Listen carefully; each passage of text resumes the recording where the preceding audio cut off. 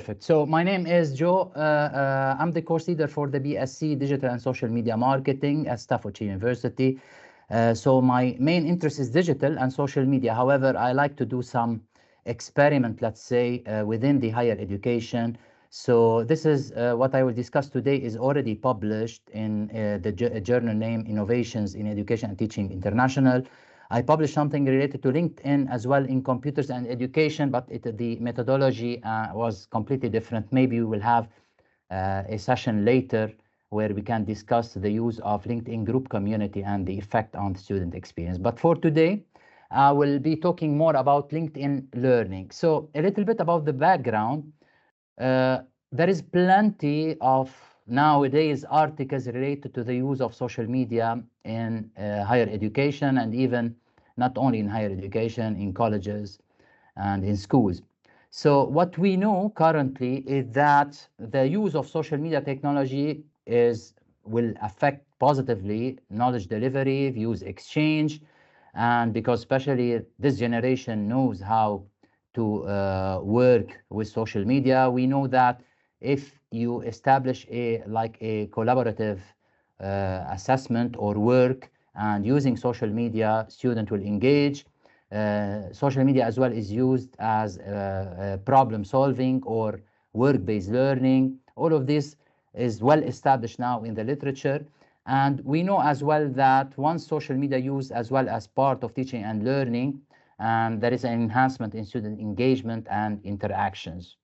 And these type of, let's say, of engagement and interactions and type of learning and teaching activities could lead to a good learning outcomes in terms of satisfactions and even grades. This is what we know, and I put for you down some of the very well cited literature that discuss social media and how it may affect the outcome. But what I noticed that from the literature that there is a frequent use of Facebook, YouTube, Twitter, now X, and not LinkedIn. This is one side from the literature. And what we know that LinkedIn is different from the other because it's more about professional networking and could be good for the student in terms of career development, in terms of career opportunities as well. And it may as well enhance their employability and building a good professional online presence. This is part from the literature. However, on the other side, I noticed that the student, when we introduced before 2 years, the student to LinkedIn learning, and just we introduce it without mentioning any other detail, that this is LinkedIn learning, this is the type how you access it, this is the type of courses that you could have. Okay, I'm not sure if everyone knows LinkedIn learning here, but LinkedIn learning, they are recorded videos with industry expert on LinkedIn where the student can attend 30 minutes, for example. Some of them are 1 hour, 2 hours, and the student can gain a certificate and they can highlight this certificate on their LinkedIn profile. So before 2 years, we got at the university free access to LinkedIn learning for the student, and we just mentioned this to the student. However, after 1 year of mentioning the LinkedIn learning, I noticed personally that the students are not using it, or few of them are using it, but not as we expected. So I thought that there is 2 gaps here. There is the gaps in the literature where LinkedIn is not very well established as social media technology used in higher education.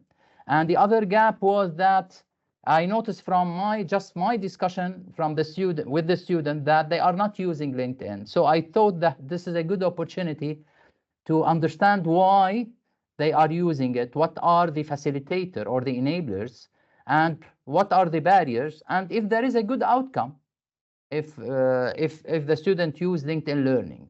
So this is the purpose of my study, and to build on a very well established theoretical background, I chose I don't know if you know the theory. There is plenty of theory of technology acceptance in general, and they are very well established in education as well. So there is the technology acceptance model, which is extended with the Venkatesh. And the name of the model is a unified theory of acceptance and use of technology. So I believe that this model can be applied to my case because LinkedIn Learning is a new technology, and those are some of the factors that can predict the student intention to use it and their use behavior. So I will look at how students perceive their productivity when they use LinkedIn Learning. This is what we call it a performance expectancy concept. Effort expectancy is about the effort, the energy, and the mental energy that the student will put to finalize LinkedIn Learning. So this could predict as well their intention. Social influence, which is the lecturer or the other student influence to use it or no.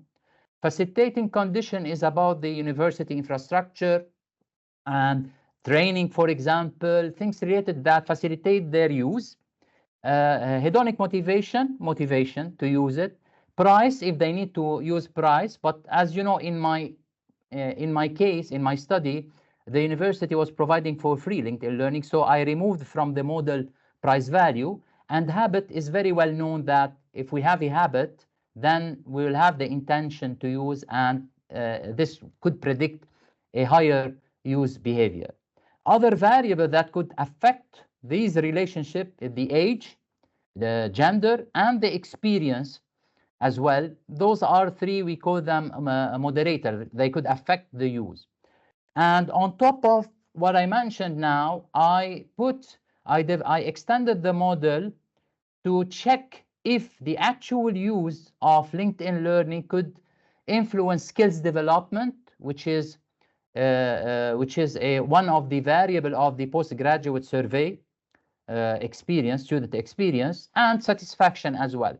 So this is the final model based on the gaps, based on what we know, based on the application of the theoretical model.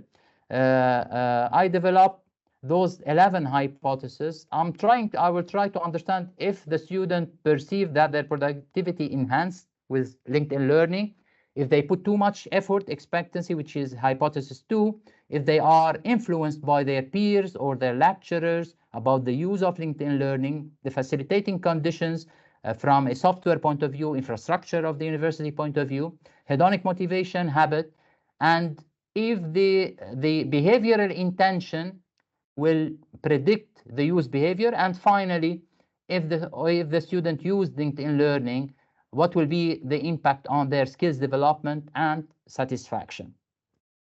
So the methodology, myself and one colleague, actually, we at the beginning of the second semester last year, actually not this year, we introduced LinkedIn Learning to the student on the MSc Digital Marketing and the other International Business and MBA. So in total, we introduced LinkedIn Learning to 360 postgraduate students, and we provide them three examples of LinkedIn Learning that are related to the learning objective of the modules.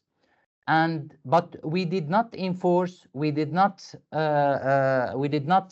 it was voluntary participation.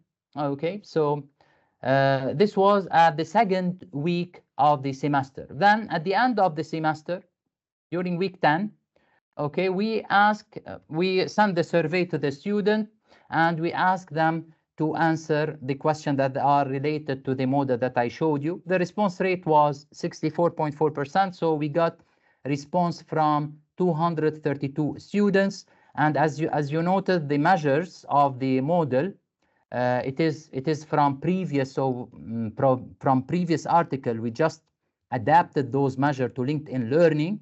It's a quantitative method, so at the beginning we checked exploratory factor analysis, we checked common method bias, especially because we measure the independent variable from the same student. So we did not measure grades, for example.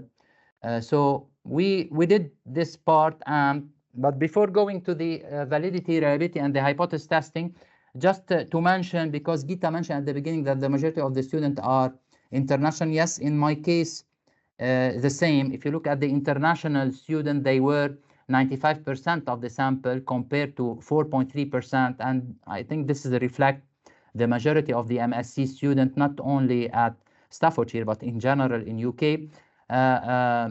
If we look at the, for example, their experience with LinkedIn, although they are master students, the majority of the students, they had only 1 to 2 years experience with LinkedIn, 65% of them. And the majority of them, they use social media in general between 1 and 3 hours per day. This is the descriptive. And when I checked, this is important, when I checked how many students finalize at least one or more courses, actually almost 50% of them. The others, they did not actually finalize any course. 50% of them, not even one. So this was a little bit, again, not surprising, but it actually reflect on it will reflect on what the finding of the study. So this is the measurement model. So we make sure that the model, the construct are reliable and valid. All the this is confirmatory factor analysis, and all the items they loaded higher than 0.7 and they are significant. If you look at the Cronbach alpha, the reliability is above 0.7, composite reliability as well above 0.7, and what we call average variance extracted as well, it's above 50%, which means this is related. We don't have the time to go into the details of this, but this means that the model is, or the item, the measurement are reliable and valid.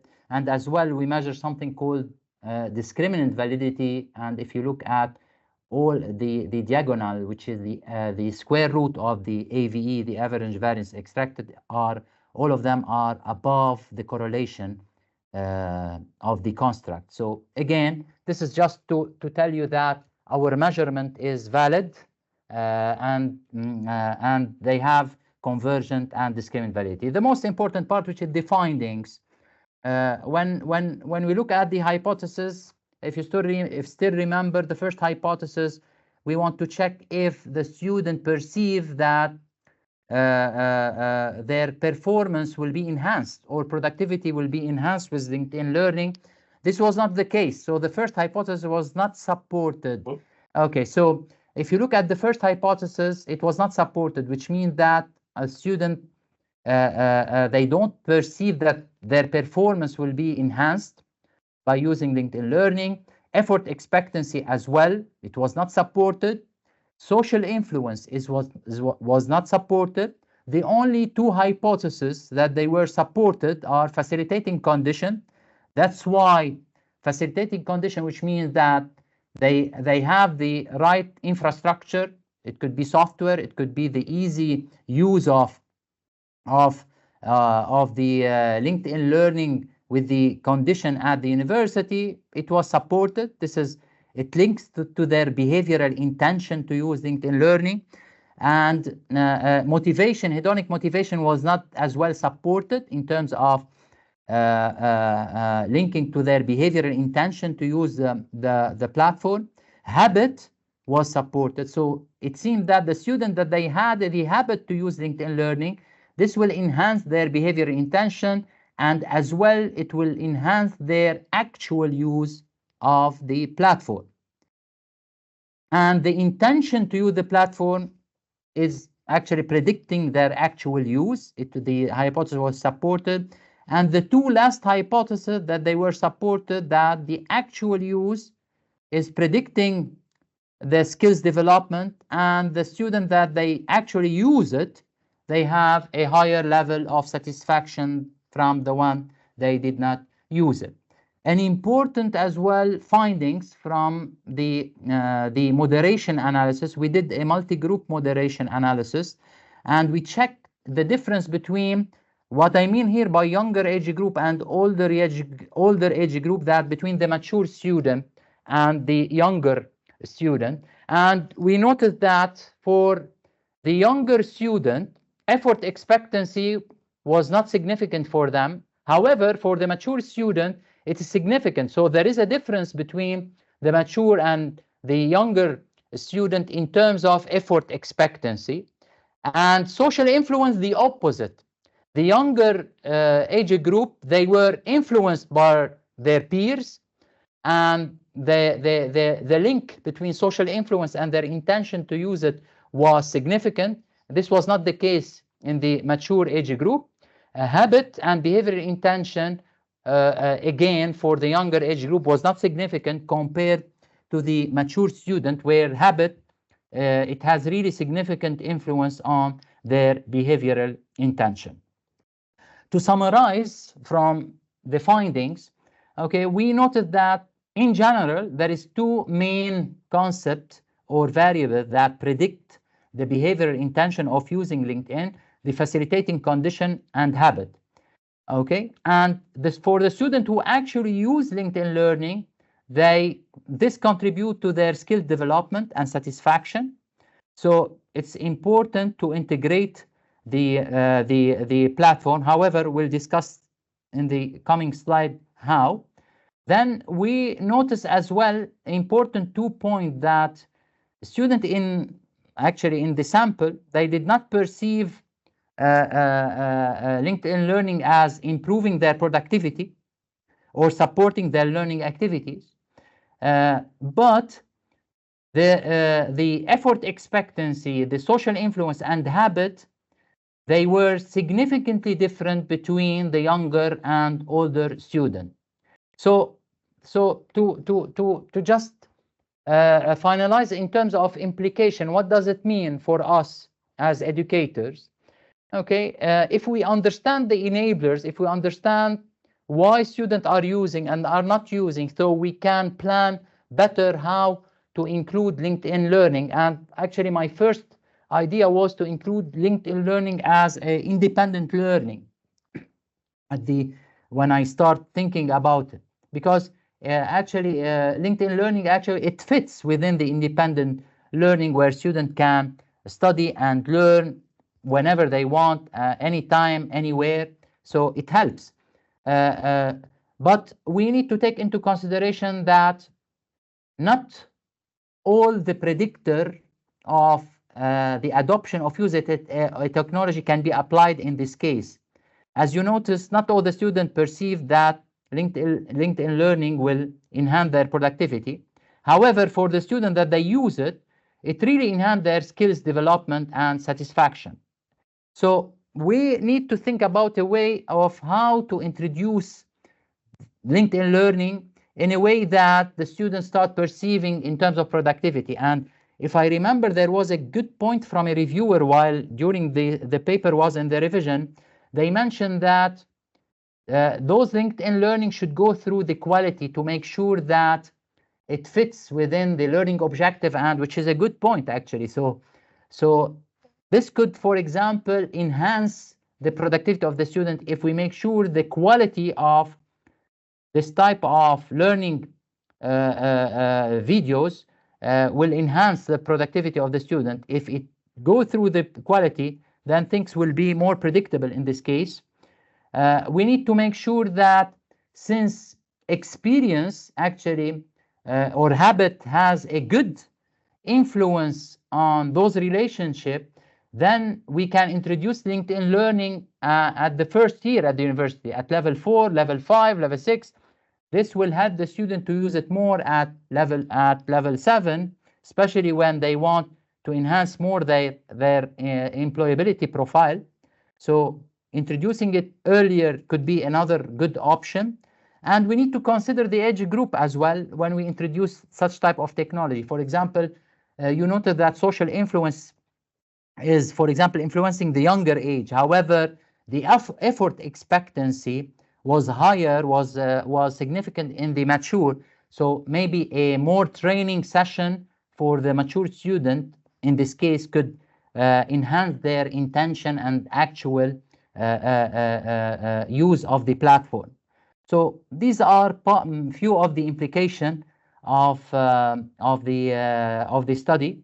At the end, and before closing, as any research article, there is many limitations. For example, the cross-sectional nature. We collected data at one point of time at the end of the semester, so we don't know exactly what happened from the second week until the 10th week in terms of changes. Maybe the changes happen during the week 5, week 6. We don't know this. So a longitudinal study could be good and provide maybe new insights on how the engagement with the LinkedIn Learning happened during the weeks, not just at the end. This is part one. As well, this is just with postgraduate student, and you know this is a specific course. Again, in general, LinkedIn Learning is toward the business courses. So maybe other type of courses could not be affected the same. And finally, as you notice, as I mentioned at the beginning, the use of LinkedIn Learning by the student was voluntary. So we did not, for example, include it as part of an assessment. So then if we include it in future research as part of the assessment or portfolio, for example, development, then in this case, the relationship could be completely different here. They could, for example, the performance expectancy could change. This hypothesis, I'm not sure. So this could be a future research direction as well. I think this is all from me at this stage. Thank you very much for listening.